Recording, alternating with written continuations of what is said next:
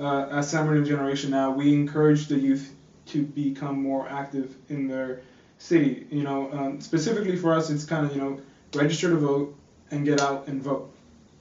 And it's a difficult task, difficult goal to achieve, just, inspiring that interest, in them. And so for you specifically, what role do you see, what role does the youth play and in bettering the future of the city? Well, you're doing it. Generation Now is doing it. They're knocking on doors, and that's what they do and can do. I understand. As you were asking the question, I'm thinking to myself how fortunate I am that I was raised in a family that was very active voters, and I was encouraged to vote. I've encouraged my daughters to vote. That's a privilege that we should all vote. We have a 30, a 15, a 20, a 30%. I think it was 16% in the last election. I think there was about 30% in the 4th Ward. But that happens to be because it seems to me that a little more affluent, the more educated you are, and I'm fortunate to be in the big votes in the San Bernardino come from the 5th, the 4th, and the 7th Wards. That typically, to not, again, cast aspersions on anybody else, but that typically is a little bit more educated, a little bit more affluent area of people. So college education is key to getting people involved. It starts at home, and we've gone through generations of people that maybe haven't been as fortunate as I to be raised in a family that encouraged active community involvement.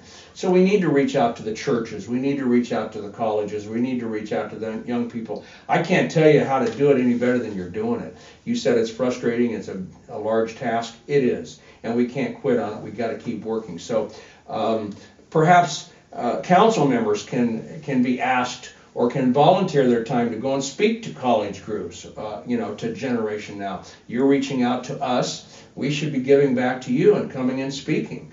You're doing what needs to be done. It's a tough job, but somebody's got to do it, and you're doing it. And it all really stems from education, I think, and being encouraged and understanding. It's a privilege, but it's also a responsibility. If you don't vote, you don't really have any say in what goes on.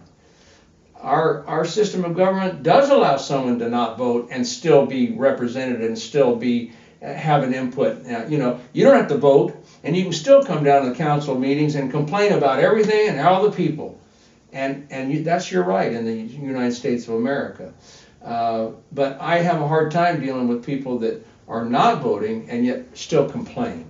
So it's engagement in the community. But again, I'm going to keep going back to quality of life issues.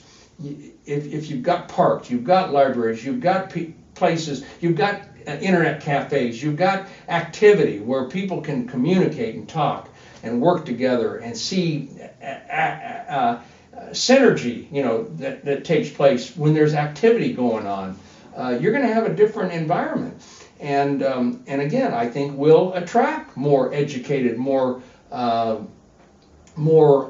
affluent people that are generally more engaged. And they're more engaged not because they're affluent or not because it's generally because they have more education. And more education generally equates into more affluency.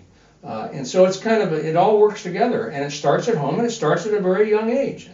The schools, it's been a long time since I was in school, and I don't know what they're doing for history classes and education and education on our system. I watch TV programs where they'll do a man on the street and they'll interview a young person and say, who was George Washington? They have no clue. That's probably a simple one. Probably everyone knows that one. But they might ask who the current vice president is. Don't have a clue. Who's the Secretary of State? Don't have a clue. They'll ask some important issue about Benghazi's been a big discussion. Mm-hmm. Benghazi? Who's Benghazi? Mm-hmm. They don't even know it's a country. They don't even know that we lost 4 people in that attack, a year and a half ago. So it's people being, and not to cast aspersion on the young people, but a lot of it, I believe, as an old fogey, I saw a change come with MTV.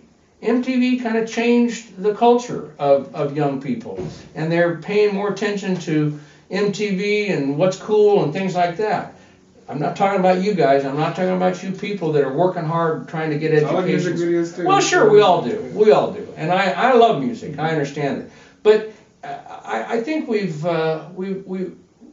just allowed people to be a little too free. With freedom comes responsibility. And everyone says it's a free country. Well, it is. But you've got responsibility.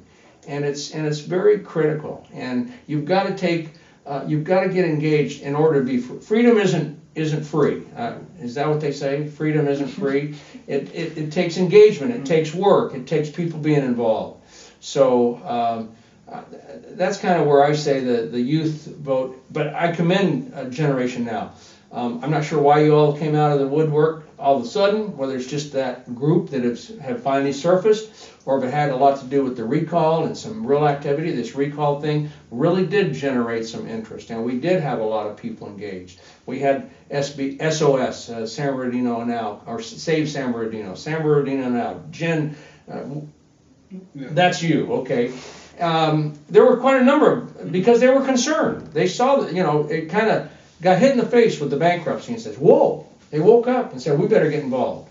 Well, we should have all been involved 10 years ago, and we might have avoided going into bankruptcy. Mm-hmm. So it is what it is. We are where we are, and we need to move forward. And I think we're on the right path, and I think some change is coming. And I see a I'm not going to say a rosy future, but I see a positive future coming in San Bernardino.